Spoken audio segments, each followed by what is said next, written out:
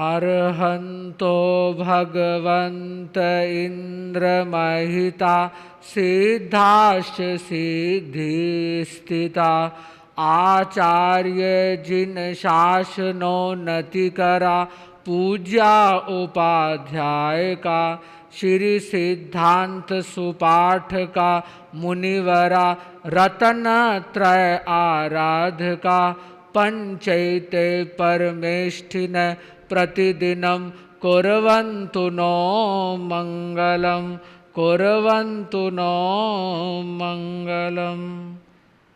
परम आराध्य परम वंदनीय पूज्य गुरुदेव राष्ट्र संत वरिष्ठ उपाध्याय वाचनाचार्य भगवान के पावन पुनीत चरणारविंदों में हृदय की असीम एवं अनंत आस्थाओं सहित कोटिशः वंदन करने के उपरांत उपस्थित धर्मानुरागियों, आज पुरुषोत्तम वासुदेव भगवान श्री कृष्ण का अवतरण दिवस है, जिसे जन्माष्टमी कहा जाता है। महापुरुष किसी एक संप्रदाय अथवा वर्ग विशेष के नहीं होते, वे संप्रदाय की सीमाओं में बंधकर नहीं रहते। ठीक उसी प्रकार जिस तरह सूर्य, चंद्रमा और बादल सार्वभौमिक यूनिवर्सल होता है, इसी प्रकार महापुरुषों का जीवन, उनकी शिक्षाएं, उनकी प्रेरणाएं प्राणी मात्र के भले और कल्याण के लिए होती हैं। वैसे तो संसार में प्रतिदिन अनेकानेक प्राणी जन्म लेते हैं और मृत्यु को प्राप्त करते हैं, किंतु उन सभी की जन्म तिथि अथवा मृत्यु तिथि, बर्थ डेट और डेथ डेट को कोई भी स्मरण नहीं रखता। तिथियां वे ही याद की जाती हैं जिन तिथियों में किसी महापुरुष, महामानव, अति मानव अथवा अवतारी पुरुष का जन्म ग्रहण करना होता है, अथवा वे जन्म मरण के चक्र से मुक्त हो जाते हैं, आवागमन के जंजाल से छूट जाया करते हैं। बंधुओं, इसीलिए आज की अष्टमी को हम इतनी अधिक इम्पोर्टेंस और महत्व देते हैं, क्योंकि आज की यह दिन अवतारी पुरुष पुरुषोत्तम श्री कृष्ण का जन्म हुआ था। उन्होंने धरती को जन्म लेकर पावन और पवित्र करने में महत्वपूर्ण भूमिका निभाकर मानव जाति को अपने जीवन से नया दिशा बोध देने का उपक्रम प्रारंभ किया था। इसीलिए आज की अष्टमी को इतनी अधिक इम्पोर्टेंस और सिग्निफिकेंस दी जाती है। यद्यपि कृष्ण पक्ष और शुक्ल पक्ष में एक एक बार करके, महीने में 2 बार और वर्ष में कुल 24 बार अष्टमी आती है, किंतु अन्य 23 अष्टमियां इतनी अधिक महत्वपूर्ण नहीं मानी जाती।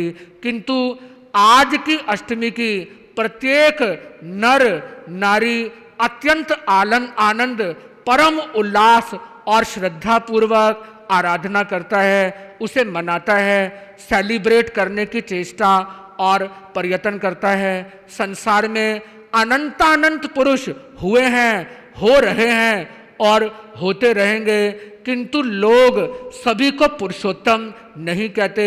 पुरुषोत्तम वस्तुतः किसे कहा जाता है? क्या कोई मानव अगर कामदेव के समान सुंदर शरीर से संपन्न हो जाए, शारीरिक खूबसूरती को प्राप्त कर लेवे, अथवा कुबेर के समान अतुल ऐश्वर्यशाली वैभव संपन्न बन जाए, तो उसे पुरुषोत्तम कहा जाएगा?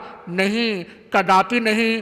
पुरुषोत्तम तो सिर्फ और सिर्फ उसी मनुष्य को ही कहा जाएगा जो इस धराधाम पर जन्म लेकर इस पृथ्वी पर जन्म अंगीकार करने के उपरांत धर्म की रक्षा करता है, अन्याय और अनीति का नाश करता है, संसार के भूले भटके लोगों को मार्गदर्शन करके जीवन की सही डायरेक्शन और सही दिशा दिखाने का प्रयत्न करता है। इसीलिए महापुरुषों की श्रेणी में वर्तमान शासन नायक चरम तीर्थंकर भगवान महावीर का भी समावेश होता है, और उनके साथ ही मर्यादा पुरुषोत्तम भगवान श्री राम का और वासुदेव भगवान श्री कृष्ण का भी नमोथुनंग सूत्र में कहा गया है, पुरुष सुतमानंग पुरुष सिहानंग पुरुषवर पुंड्रियानंग, पुरुषों में उत्तम, पुरुष में सिंह के समान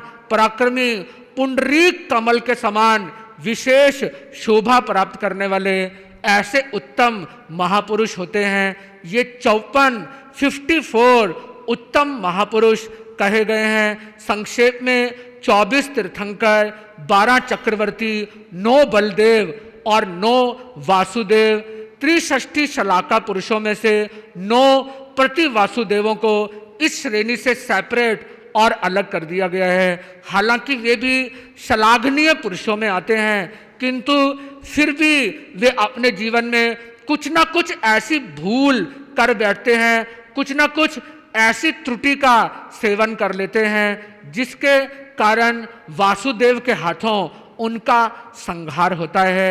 आप सभी लोग जानते ही हैं, वासुदेव पुरुषोत्तम भगवान श्री कृष्ण ने आज के ही दिन अपने मामा कंस के कारागृह में अवतरण लिया था। और जैसा गीता में भगवान कृष्ण स्वयं कहते हैं, यदा यदा ही धर्मस्य ग्लानिर्भवति भारत अभ्युत्थानम अधर्मस्य तदात्मानं सृजाम्यहम् परित्राणाय साधूनां विनाशाय च दुष्कृतां धर्म संस्थापनार्थम संभवामि युगे युगे।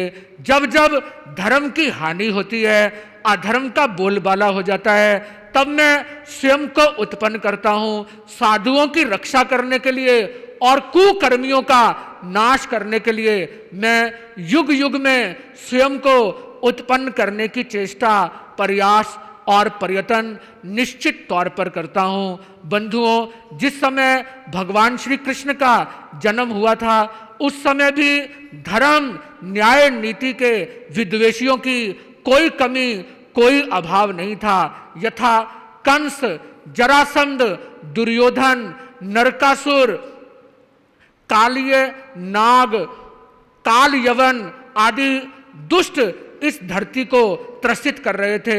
ये सभी उस वक्त अन्याय, अनीति और अधर्म के रास्ते पर चलकर दुनिया की प्रजा को त्रसित और भयातुर करने में लगे हुए थे। और ऐसे विकट समय में भगवान श्री कृष्ण ने उन आतताइयों के भयों से दुनिया को निजात और छुटकारा दिलाने के लिए अधर्म पर कुठाराघात किया और धर्म की रक्षा करने का प्रयत्न किया। दूसरे शब्दों में उन्होंने अन्याय, अनीति और अधर्म के रास्ते पर चलने वाले दुष्टों का संहार किया। धर्म की रक्षा करने और धार्मिकों को संरक्षण प्रदान करने की चेष्टा और प्रयत्न किया। और इन दुष्कर कार्यों को करने में सक्षम और समर्थ होने की वजह से ही तो उन्हें पुरुषोत्तम, पुरुषों में भी श्रेष्ठ की संज्ञा और उपमा दी जाती है। भगवान श्री कृष्ण बाल्यावस्था में कितने नटखट थे, चंचलता की प्रतिमूर्ति थे। बाल सुलभ चेष्टाएं लोगों के हृदय को भाव विभोर कर दिया करती थी। वे प्रसन्नता के साक्षात उदाहरण थे। यह बात आप लोग अच्छी तरह जानते ही हैं। और महाकवि सूरदास जी ने भी अपने अनेक पदों में उनकी बाल्यावस्था, बाल सुलभ चेष्टाओं का अनेक प्रकार से सुंदर निरूपण और चित्रण किया है। भगत सूरदास जी का एक दोहा आपने कितनी बार सुना होगा, जिसमें वे अपनी माता को उलाहना, उपालंब देते हुए माता यशोदा को अपनी चोटी ना बढ़ने की शिकायत करते हुए चतुराई से और ज्यादा मक्खन देने के लिए प्रेरित करते हैं।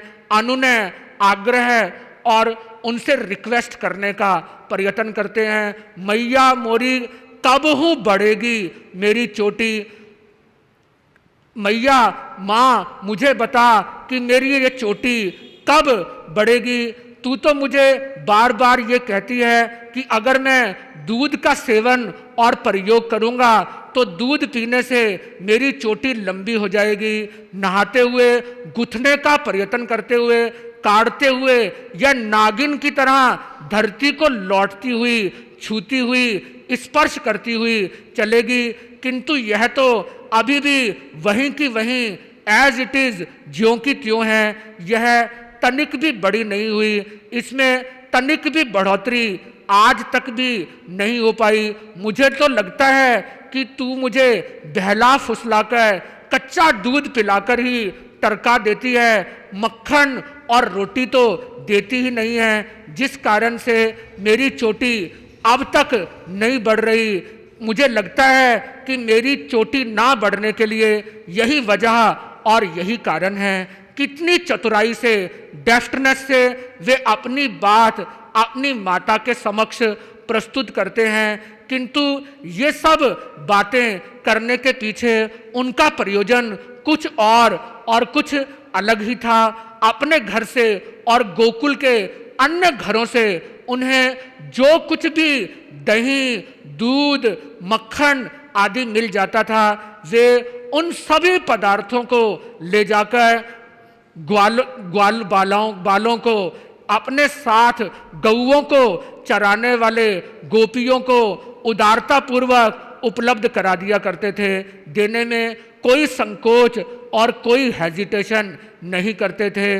बंधुओं, इस प्रकार आप समझ सकते हैं कि उनमें बचपन से ही कितनी बुद्धिमानी और कितनी होशियारी थी। वीरता भी उनमें कोई कम नहीं थी। बचपन में ही उन्होंने अनेक राक्षसों का संहार किया और यमुना के जल को दूषित करने वाले कालिया नाग को भी नाथ डाला। बड़े होने पर उन्होंने जो महत्वपूर्ण काम दुनिया में किए वे अविस्मरणीय हैं, उन्हें भुलाया नहीं जा सकता। गीता के रूप में जन कल्याण के लिए उन्होंने जो उपदेश, जो शिक्षा दी, वह भी एक कालजयी ग्रंथ के रूप में संकलित होकर और विश्व की अधिकांश भाषाओं में ट्रांसलेटेड, अनुदित होकर मानव मात्र का मार्ग प्रशस्त करने का कार्य कर रही है। और ऐसा निश्चय पूर्वक कहा जा सकता है कि जब तक धरती का अस्तित्व रहेगा, गीता का यह ग्रंथ मानव को कर्तव्य बोध कराने में महत्वपूर्ण भूमिका निभाने में पीछे नहीं रहेगा। इसे पढ़कर, पढ़ने के उपरांत इस पर विचार करके और इसके तत्वों को हृदयंगम करके अपने आचरण का अभिन्न अंग बनाकर आत्म कल्याण और विश्व कल्याण बड़ी आसानी से, सरलता पूर्वक किया जा सकता है। भगवान श्री कृष्ण ने जो मित्रता सुदामा के साथ निभाई, वह आज भी जन जन की जुबान पर है और आदर्श मित्र के रूप में उनका नाम संसार के इतिहास में अमिट अक्षरों में हमेशा अंकित रहेगा। संदीपनी ऋषि के आश्रम में साथ साथ पढ़ाई करने के उपरांत कालांतर में सुदामा तो अपने कुलोचित अध्यापन के कार्य में निमग्न हो गए, लग गए, तन्मय हो गए और कृष्ण द्वारिकाधीश बनकर राज्य कार्य संभालने में तत्पर हो गए। सुदामा दरिद्रता के कारण अत्यंत दुखी थे। अपनी पत्नी के द्वारा बार बार प्रेरित किए जाने पर मन मसोस कर मायूसी पूर्वक वे द्वारिका के लिए रवाना हुए। उनके मन में अपने बचपन के मित्र महाराज से सम्मान पाने की कोई उम्मीद नहीं थी, उल्टे तिरस्कृत और अपमानित होने की आशंका रह रहकर उन्हें सता रही थी। किंतु जब द्वारपाल के माध्यम से श्री कृष्ण को उनके आने की सूचना मिली तो वे अपने मित्र को साथ सम्मान अपने महलों के भीतर लेकर आए। सुदामा की दीनहीन दशा, शत विक्षत पांवों को देखकर उनके नेत्रों से अश्रुधारा प्रवाहित होने लगी। हालांकि चरण कमलों को प्रक्षालित करने के लिए उन्होंने अपने सेवकों से परात में जल मंगवाया, किंतु उस जल को तो छूने की जरूरत ही नहीं पड़ी। आंखों से बहती अश्रुओं की धाराओं से ही भगवान श्री कृष्ण ने अपने मित्र के चरण कमलों का प्रक्षालन कर दिया। इसलिए तो कवि नरोत्तम दास कहते हैं, ऐसे बेहाल बेवाइन सो पग कंटक जाल लगे पुनि धोए, हाय महादुख पायो सखा तुम आए इते न किते दिन खोए, देख सुदामा की दीन दशा, करुणा करके करुणा निधि रोए, पानी परात को हाथ छुयो नहीं, नैनन के जलसो पग धोए। भगवान कृष्ण उल्हाना देते हुए कहते हैं, अगर मित्र ऐसी स्थिति थी तो तुम मेरे पास पहले क्यों नहीं आए? तुमने इतना समय दुख और अभावों में क्यों गुजारा? और वहां से लौटते समय उन्होंने उस पर कोई एहसान जतलाने की चेष्टा नहीं की, अपितु विश्वकर्मा के माध्यम से द्वारिकापुरी की समान सुदामापुरी का भी निर्माण किया और उसे असीमित ऐश्वर्य वैभव, अतुल्य रिद्धि सिद्धि प्रदान की, जिसकी कल्पना वह दरिद्र ब्राह्मण सपने में भी करने की शक्ति और ताकत नहीं रखता था। जब वह भगवान श्री कृष्ण से मिलने के लिए गया तो उसकी पत्नी से थोड़े से मोटे समा के चावल अपने पति की चादर के पल्लू में बांध दिए कि जाकर इन्हें अपनी ओर से भेंट के रूप में अपने मित्र को अर्पित करना। जब सुदामा ने भगवान श्री कृष्ण के ठाट बाट को देखा तो संकोचवश वे अपनी छोटी सी पोटली को खोलने का हौसला नहीं कर पाए। कृष्ण अंतर्यामी थे, सब कुछ समझ गए, कहने लगे, कछु भाभी हमको दियो, सो तुम काहे न देत, चाप पोटरी कांख में रहे कहो कही हेत। भाभी ने मेरे लिए कुछ दिया मालूम होता है, किंतु तुम मुझे देते क्यों नहीं हो? पोटली बांधकर उसे छिपाकर क्यों बैठे हुए हो?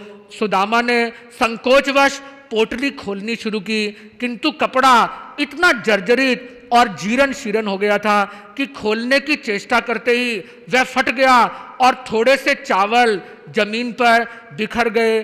कृष्ण के महल का फर्श भी मणि में कांचन से विनिर्मित था। वे चावल वहां पर सुशोभित होने लगे।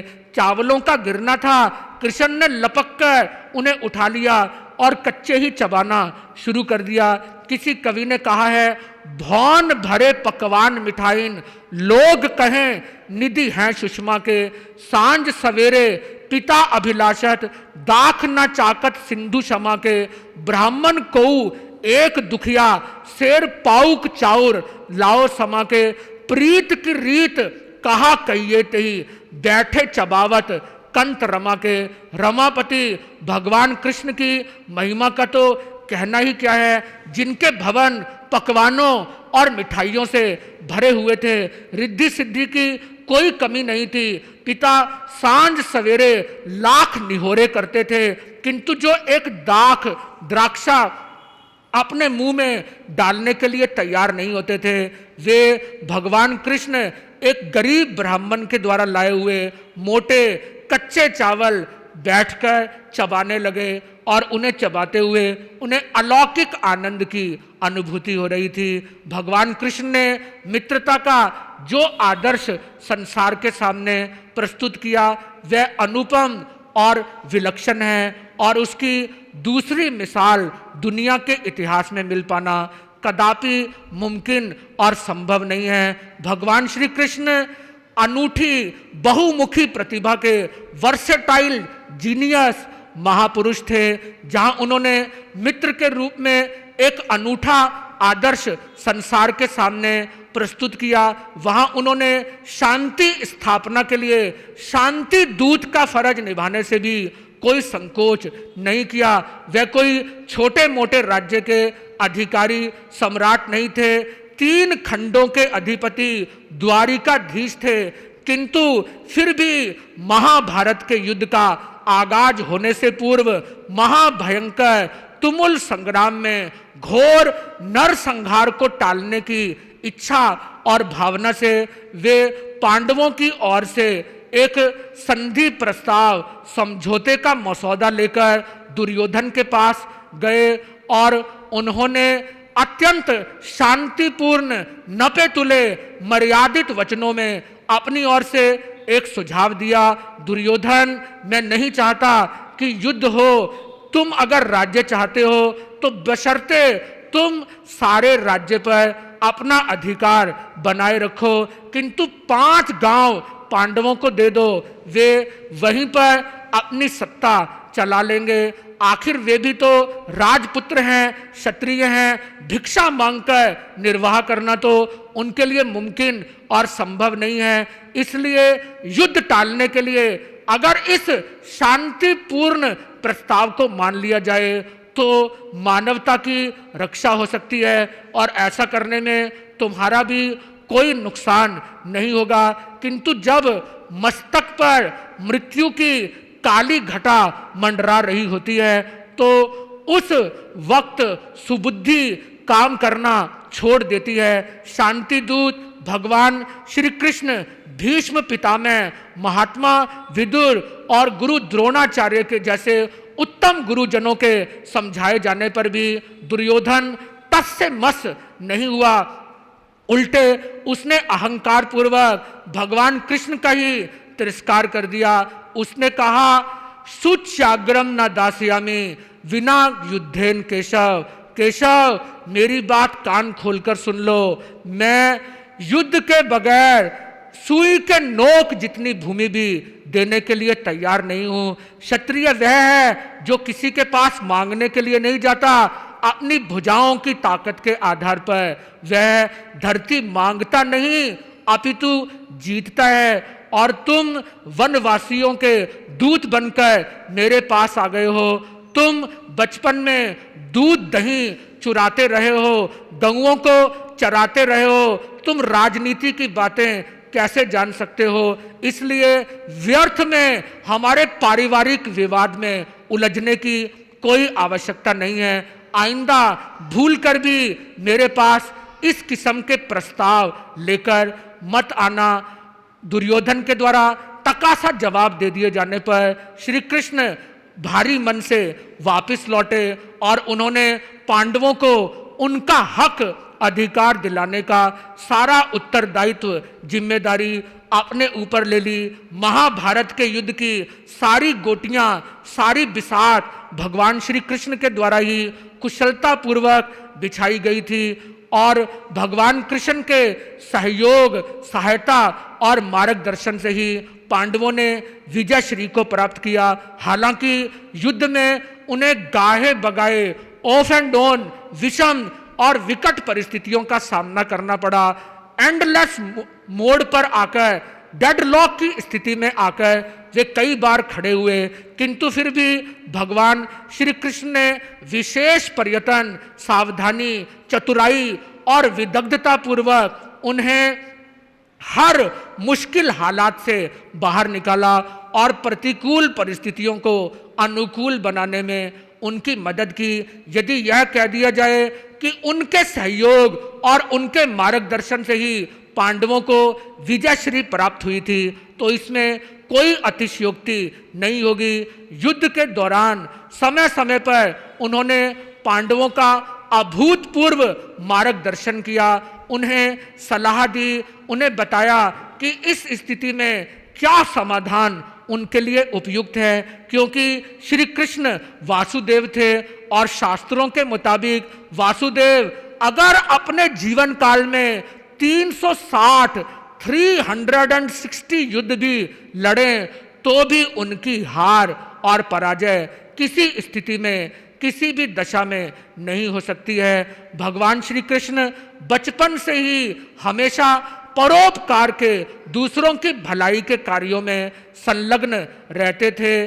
अन्याय का प्रतिकार, अनीति का नाश, अबलाओं की रक्षा, दीन दरिद्रों का भरण पोषण करना, ये सब बचपन से ही उनके शौक थे और अपने भगत को किसी संकट, मुसीबत में घिरा हुआ देखकर अपने काम की परवाह किए बिना वे अविलंब उसकी सहायता करने के लिए दौड़े आते थे।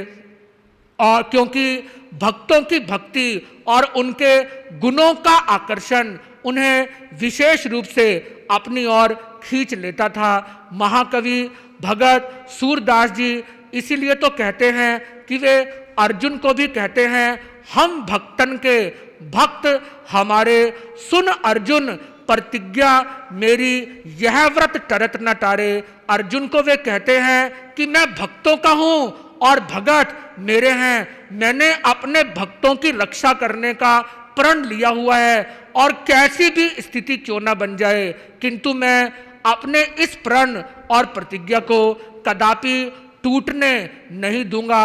भगत काज लाज हिय धारी के पोई पदेही ढाऊं। अपने भगत पर अगर कोई मुसीबत आती है तो उसकी लाज बचाने के लिए, उसकी रक्षा करने के लिए सारी बातें, सारे विचार छोड़कर मैं नंगे पांव ही दौड़ा और भागा आता हूं। जहां जहां भीड़ परी भक्तन पे तहां तहां दौड़त आऊं। जहां जहां मेरे भक्तों को मेरी जरूरत, मेरी आवश्यकता होती है, वहां वहां उनकी सहायता करने के लिए मैं दौड़ा दौड़ा आता हूं। जो मम भगत सो वैर रखत है सो निज वैरी मेरे। भगवान कृष्ण कहते हैं जो मेरे भक्तों से वैर करते हैं मैं उन्हें अपना परम शत्रु और परम दुश्मन मानता हूं। देख विचार भक्ति हित कारण हांकत हो रथ तेरो।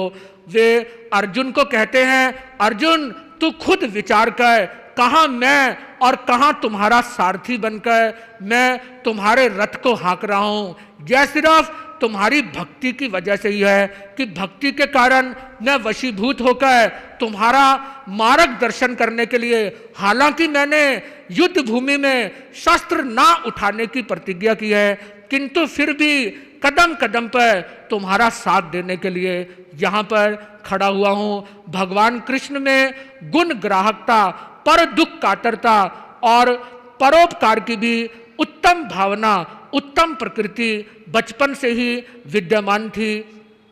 आप अंतगढ़ दशांग सूत्र का वर्णन श्रवण करते हैं जब वे अरिष्ट नेमी भगवान जो जैन धर्म के 22वें तीर्थंकर थे और वासुदेव श्री कृष्ण के भाई थे, उनके ताऊ समुद्र विजय के सुपुत्र थे, उनके दर्शनार्थ गए तो रास्ते में उन्होंने एक बूढ़े व्यक्ति को अपने घर के बाहर रखी हुई ईंट कठिनाई से अंदर उठाकर रखते हुए देखा। वासुदेव श्री कृष्ण ने कोई संकोच किए बिना खुद अपने हाथ से एक ईंट उठाकर उसके घर के भीतर रखी। उनके साथ लाव लश्कर चतुरंगिनी सेना भी आ रही थी। अपने स्वामी को इस तरह करते हुए देखकर सभी सैनिकों के द्वारा एक एक ईंट उठाकर भीतर रखने से वह वृद्ध अपने श्रम से मुक्त हो गया। अनायास ही उसका सारा कार्य संपन्न हो गया। एक बार उन्होंने एक मृत कुत्ते के कलेवर को देखा। अन्य सभी लोग नाक भौं सिकोड़कर वहां से गुजर रहे थे, किंतु उस समय भी अपनी गुण ग्राहक दृष्टि की वजह से भगवान श्री कृष्ण ने कहा इस कुत्ते का खुला हुआ मुंह और उसमें मोती के समान चमकते हुए इसके दांत बेमिसाल और अद्भुत हैं। इसी तरह हम सभी को भी उनके जीवन से प्रेरणा लेते हुए जहाँ से भी हमें गुण मिले उन्हें ग्रहण करने में कोई संकोच, कोई हेजिटेशन नहीं करनी चाहिए। दूसरों के दुख को देखकर हमारा हृदय द्रवित होना चाहिए, पसीजना चाहिए और हम दूसरों के दुखों का निवारण करने के लिए हमेशा उद्यत और तत्पर रहें। ऐसा हमारा मानवीय दायित्व और इंसानी फर्ज है। हालांकि वासुदेव होने की वजह से भोगावली कर्म शेष होने के कारण उनके लिए संयम लेना संभव नहीं था, किंतु फिर भी उन्होंने अरिष्ट नेमी भगवान के समव शरण में उनकी धर्मवाणी श्रवण करके द्वारिका में उद्घोषणा की जो भी भाई बहन प्रवर्जित होना चाहते हैं, दीक्षा लेना चाहते हैं, वे सभी दीक्षा अंगीकार कर सकते हैं। उनके पीछे रहे हुए उनके सारे परिवार के भरण पोषण का दायित्व द्वारिकाधीश श्री कृष्ण उठाएंगे। यह उनकी ओर से प्रतिज्ञा और प्रण है। इस प्रकार उन्होंने धर्म लाभ अर्जित किया, उपार्जित किया। 16 कारण भावनाओं का स्मरण करके उन्होंने तीर्थंकर गोत्र कर्म का उपार्जन किया और आगामी 24वीं में अमम नाम के तीर्थंकर के रूप में वे उत्पन्न होंगे। ऐसे अनुपम ज्ञान महोदधि और कर्म योगी भगवान श्री कृष्ण की जन्म जयंती पर मैं उनके पावन चरण सरोजों में सभी भक्तजनों की ओर से हार्दिक नमन करते हुए अपने वक्तव्य को परिसमाप्त करता हूँ। उनके गुणों को अपने जीवन में अवस्थित करके ही हम उनके चरण सरोजों में अपनी सच्ची श्रद्धांजलि समर्पित कर सकते हैं। अन्यथा जयंतियों के आने और मनाने से हमें तब तक फायदा नहीं हो सकता जब तक कि हम उस महापुरुष के जीवन चारित्र से कोई ना कोई गुण अंगीकार करके उसे अपने जीवन में ढालने का संकल्प नहीं करते। बस आज इतना ही और अधिक नहीं। ओम शांति, ओम शांति, ओम शांति।